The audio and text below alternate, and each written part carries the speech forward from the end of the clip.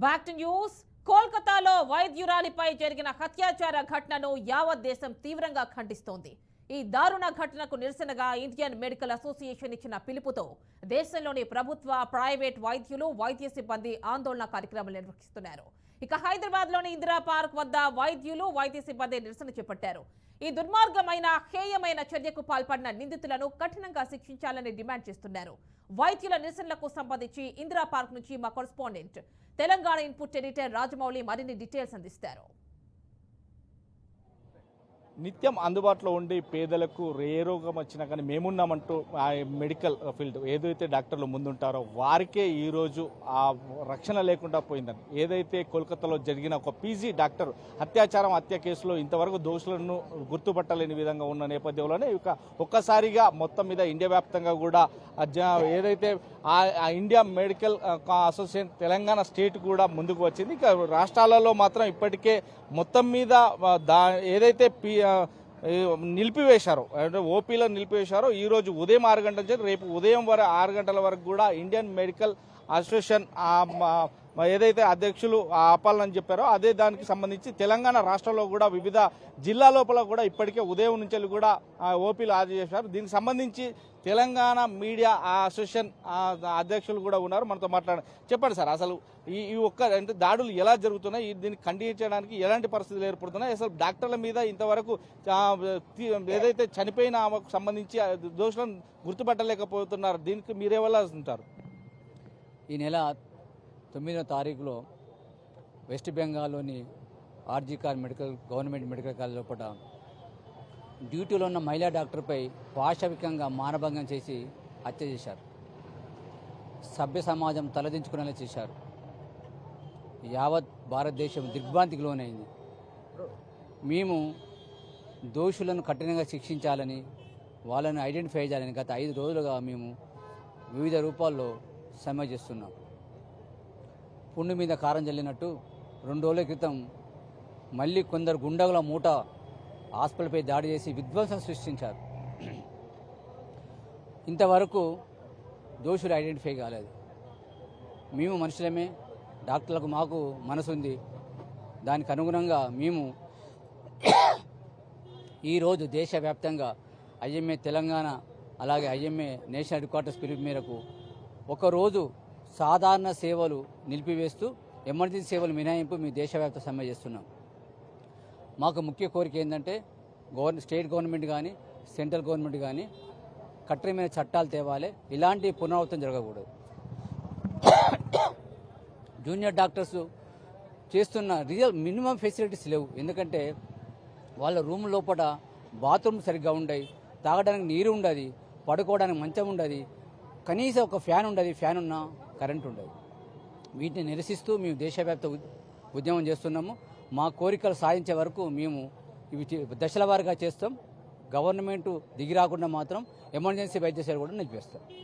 మీరు చెప్పండి మేడం, ఏదైతే ఒక పీజీ డాక్టర్ను, అంటే ప్రాణాలను కాపాడవలసిన డాక్టర్నే అత్యంగా ఘోరంగా, అంటే అత్యాచారాన్ని హత్య చేస్తారు, ఇలాంటి సంఘటనలు మీరు ఎలా భావిస్తారు? అసలు ఏం మాట్లాడాలండి? ఏం తప్పు చేస్తున్నాం మేము? అంటే ప్రజలకు వైద్యం చేయడం తప్ప, ఆడపిల్లలుగా పుట్టడం తప్ప, 9 నెలలు మోసి వాళ్ళ తల్లి మాలో కనపడటం లేదా, వాళ్ళ చెల్లి మాలో కనపడటం లేదా? ఎందుకు చేస్తున్నారు ఇంత ఘోరాలు? అసలు ఆడపిల్ల బయటికి వెళ్ళడమే కర్మలా తయారవింది. బిడ్డను బయటికి పంపిస్తే స్కూల్ పిల్లలని లేదు, ముసలావిడని లేదు, 70 ఇయర్స్ వాళ్ళని రేపు చేస్తున్నారు, 5 నెలల పిల్లని వదలటం లేదు. అంత కామం ఎక్కడి నుంచి వచ్చింది? మళ్ళీ మీరు బట్టలు సరిగ్గా వేసుకోవట్లేదు అంటున్నారు. వాళ్ళేం బట్టలు వేసుకుంటారండి? ఇంతకంటే ఏం వేసుకోగలము? మొత్తం పైనుంచి కింద వరకు కప్పుకొనే తిరుగుతున్నాము. ఏమి మా మీద ఎందుకు అంత కక్ష కట్టారు? ఆడవాళ్ళంటే అంత చులకన, అంత పనికిరాని వాళ్ళమా? అంత క్రూయాలిటీ ఎందుకు? మేమేం చేస్తున్నాము? మీకు అన్నం రోజు పూటకి మంచిగా అన్నం పెట్టడము, ఇల్లుని నడపడము, మీకు ఇంటికి కూడా డబ్బులు సంపాదించి పెట్టడము, పిల్లల్ని చదివించడం, అలాగే ఎన్నో రకాలుగా ఆడవాళ్ళు ఇప్పుడు ఫ్యామిలీని నడపాలని ఎంతో ప్రయత్నం చేస్తూ చేదోడు వాదోడుగా ఉంటున్నారు మగవాళ్ళకి. మరి ఎందుకు మా మీద ఇంత కనికరం లేకుండా? పోనీ డాక్టర్ అమ్మాయి, అసలు డాక్టరు నాకు రేపు ఏదన్నా అయితే ఈ డాక్టర్లే నాకు ప్రాణం పోస్తారు అని అంత కూడా ఆలోచన లేదా? అంత డ్రగ్స్ మాఫియా అంట ఏదేదో అంటున్నారు. మాకు అసలు కన్ఫ్యూజన్ ఏంటి? మేమేం చేస్తున్నాము? మేమెందుకు కలలు కనుకొని ఈ ఫీల్డ్లోకి వచ్చాము? ఈ ఫీల్డ్ ఎందుకు ఎంచుకున్నాము? ప్రాణం పోయాలని. మరి మా ప్రాణాలు అంటే ప్రాణాలు పోసే వాళ్ళకే గతి లేకపోతే ఇంకా మిగతా వాళ్ళ సంగతి ఏంటి? అర్ధరాత్రి తిరగడం ఎక్కడ? మేము మామూలు పట్టపగలు తిరగలేము, ఒక నలుగురు మధ్యలో ఒక గుడికి వెళ్ళలేము, టచ్ చేస్తూ ఉంటారు, ఒక బస్సు ఎక్కలేము, ముట్టుకుంటూ ఉంటారు, అక్కడి నుంచి ఇలా ఇలా చూస్తూ ఉంటారు, పిచ్చి పిచ్చి కామెంట్స్ చేస్తూ ఉంటారు. ప్రశాంతత లేదు, ప్రతిరోజు ఒక భయంతో పడుకోవడం. వారం రోజుల నుంచి కళ్ళలోంచి నీళ్ళు కారుతూనే ఉన్నాయి అమ్మాయిని తలుచుకుంటూ ఉంటే. ఎంత నరకం అనుభవించి ఉంటుంది, ఎంత అడుక్కొని ఉంటుంది. దేవుడా ఏ దేవుడో ఒకడొచ్చి నన్ను రక్షించమని అడుక్కొని ఉంటుందండి. ఎంత నొప్పి, ఇరిగిపోయినాయి అంటున్నారు, కళ్ళల్లో బ్లడ్ వచ్చింది అంటున్నారు. అసలు అవన్నీ అది తలుచుకుంటుంటేనే ఒళ్ళంతా గగురుపాటు. ఎవరైనా మనిషి నచ్చని మనిషి ముడితేనే ఒక తేళ్లు జర్లు పాకుతాయండి. అలాంటిది అంత భయంకరంగా నాశనం చేస్తే జీవితాలని ఏం చేయాలి? మేము ఎవరికి చెప్పుకోవాలి?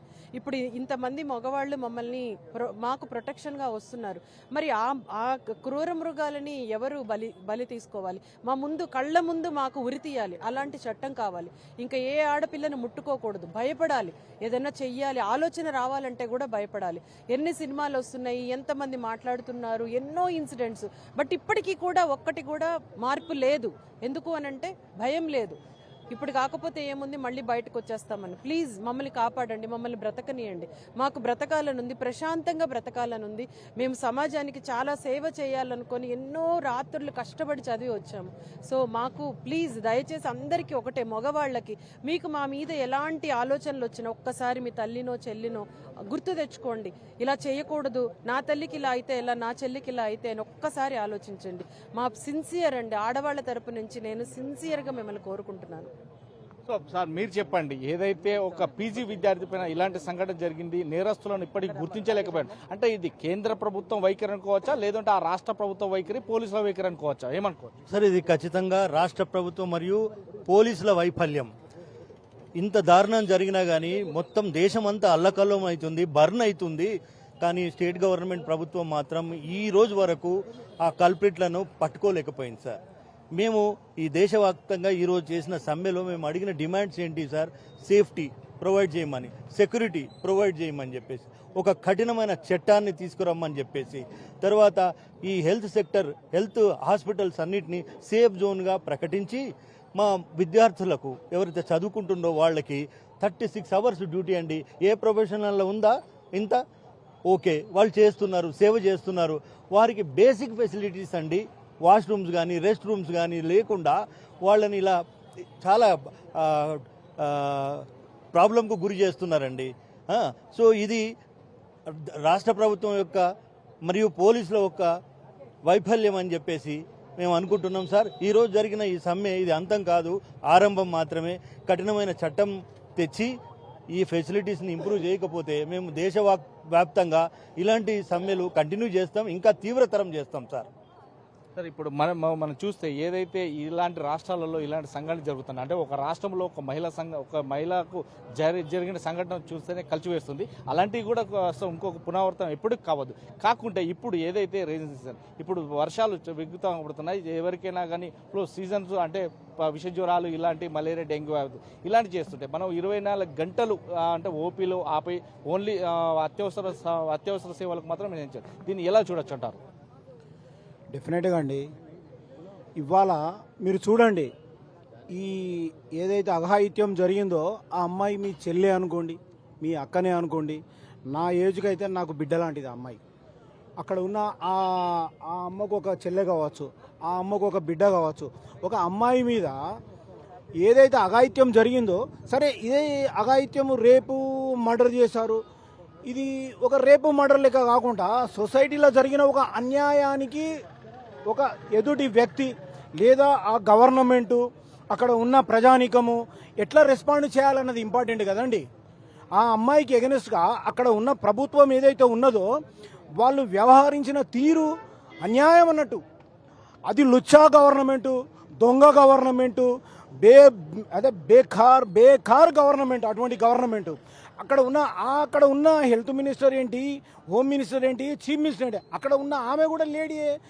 తన తోటి ఒక తనకు కూడా బిడ్డ లాంటి ఒక అమ్మాయి మీద ఈ అన్యాయం జరిగినప్పుడు తన పార్టీకి చెందిన ఒక వ్యక్తికి సంబంధించిన పిల్లలు చేసినారని దాన్ని కప్పిపుచ్చడానికి ప్రయత్నం ఏదైతే చేస్తున్నారో ఇది అన్యాయము, ఇది అక్రమము. ఇటువంటి వాటికి మేము సొసైటీలో ఒక వ్యక్తిగా ఒక నార్మల్ వ్యక్తిగా ఎట్లా రెస్పాండ్ చేయాలనో అదే రకంగా రెస్పాండ్ చేస్తున్నాం. అందులో మోర్ దాన్ దట్ మా డాక్టర్ ఫ్రాటర్నిటీకి సంబంధించింది కాబట్టి మేము ఇది చేస్తున్నాం. అయినా కూడా మేము అత్యవసర సర్వీసెస్ను వేటిని కూడా మేము ఆపలేదు. మామూలు ఓపీడీని ఓన్లీ 24 hours ఆపినాము. అయినా కూడా అక్కడక్కడ డాక్టర్స్ చూస్తున్నారు. ఏ పబ్లిక్ కూడా ఎటువంటి కూడా ఎమర్జెన్సీ అన్యాయం జరగకుండా మేము చూస్తున్నాం, డెఫినెట్గా చూస్తున్నాం. సో ఫైనల్గా ఒకటి చెప్పండి మేడం, మీరు ఏదైతే ఇప్పుడు జరిగిన సంఘటన ఉందో ఒకవేళ నిందితులను గుర్తించి ఒకవేళ వాళ్ళ చర్య తీసుకుని ఎలాంటి చర్యలు తీసుకోవాలనుకుంటున్నారు? నడి రోడ్లో ఉరి తీయాలండి, భయపడాలి. నడి రోడ్లో మేమందరం చూస్తుండగా మాకు ఆ న్యాయం కావాలి. ఆ అమ్మాయి ఇక్కడ కాదు పైనుంచి చూస్తుంటుంది. నాకు ఇంత నరకని కనీసం పైన ఆమె సంతోషంగా కనిపించాలి. నాకు ఆమె సోల్, అట్లీస్ట్ ఆ సోల్కైనా కొంచెం పీస్ఫుల్. మా అందరి ముందు నడి రోడ్లో కంపల్సరీగా ఉరి తీసి, గతంలో మీరు చూసుంటారు దిశ, అప్పుడు మాకు తెలియదు ఎవరి పేర్లు మేము చెప్పం కానీ వెరీ సాటిస్ఫైడ్. నలుగురిని ఎన్కౌంటర్ చేసి పారేసారు. చేసేయాలి, ఇదే కావాలి మాకు, చెప్పి చెయ్యాలి అండి. ఇంకా దొంగతనం కూడా అవసరం లేదు. వీడు దుర్మార్గుడు, వీడు మీ కళ్ళ ముందే చస్తున్నాడు అని మాకు చేసి చూపించాలి. మా అందరి ముందు వాడు గిలగిలా తన్నుకొని చావాలి. మాకు కూడా అంత కసి వచ్చేస్తుంది, కోపం వచ్చేస్తుంది, ఆక్రోశం వచ్చేస్తుంది. ఏడవడం నుంచి బయటకు వచ్చి మేము కూడా హత్య చేస్తే అప్పుడు ఏం చేస్తారు? మేము తిరగబడితే ఏం చేస్తారు? మాకు అది కావాలి. మేము ఇంత శాంతియుతంగా, డాక్టర్లు అంటే చాలా ఓపిక ఉంటుంది మాకు. మా ఓపిక సహనాన్ని పరీక్షిస్తున్నారు. ఇంకా మాకు ఓపిక లేదు. ప్లీజ్ వాడిని పట్టుకొని దయచేసి ప్రభుత్వాన్ని కోరేది ఒకటే, మేడం గారు బయటకు వచ్చి ప్రొటెస్ట్ చేస్తున్నారు, మాకు అది కాదు కావాల్సింది. సీఎం గారు, మీరు దరిద్రపు ఆలోచనలు ఉండే వాడిని అందరి ముందు బలి తీశారు అనుకోండి, ఉరేశారు అనుకోండి, ప్రతి ఒక్కడు భయపడతాడు. కనీసం ప్లీజ్ మాకైతే మా డిమాండ్ అదే, ఇమ్మీడియట్గా మాకు న్యాయం కావాలి. సో మనం విన్నాం కదా, ఏదైతే ఒక ఆడపిల్లకు రక్షణ లేకుండా పోయింది అంటే మొత్తం మీద భారతదేశంలో, ఒక రాష్ట్రంలో కాదు భారతదేశంలో ఒక ఆడపిల్లకు రక్షణ లేకుండా పోయింది. సో అంటే చిన్న పిల్లలు 7 సంవత్సరాల పాపకం నుంచి 10 సంవత్సరాల అమ్మాయి వరకు కావచ్చు, ఇప్పుడు పీజీ డాక్టర్ వరకు కావచ్చు, ఇలాంటి వ్యక్తులను ఎప్పుడు చూసినా కానీ లైంగికంగా వేధించడమే కాదు, మొత్తం మీద శారీరకంగా మానసికంగా వేధిస్తున్నారు. ఇలాంటి వ్యక్తులను అంటే అత్యాచారాలు, హత్యలే చేస్తున్న నేపథ్యంలో ఇక వీరిని కూడా నడి రోడ్డు మీద తెలంగాణలో అవలంబించినటువంటి ఎన్కౌంటర్ చేస్తేనే ఈ సభ్య సమాజం సిగ్గుపడేలా ఉన్నటువంటి వ్యక్తులు ఇప్పటికైనా మారతారో అని చూడాల్సిన పరిస్థితి ఏర్పడ్డదంటూ కూడా డాక్టర్ చెప్తున్నారు. ఏది ఏమైనప్పటికీ ఒక ఆడపిల్లను, అభాగ్యురాలను ఇంత దారుణంగా చిత్రహింసలు గురి చేసి మర్డర్ చేసిన వ్యక్తులను ఇమీడియట్లీ నడి రోడ్డు పైన ఉరి తీయాలి, లేదంటే ఎన్కౌంటర్ చేయాలని చెప్తున్నారు. మొత్తం మీద ఇలాంటి సభ్య సమాజం తలదించుకునే చర్యలు చేపట్టిన వారి నిందితులకు ఎలాంటి శిక్షలు విధిస్తుందో ఆ స్టేట్ గవర్నమెంట్ కావచ్చు, సెంట్రల్ గవర్నమెంట్ కావచ్చు చేస్తుందో చూడాల్సిన పరిస్థితి ఏర్పడ్డది. Vote studio.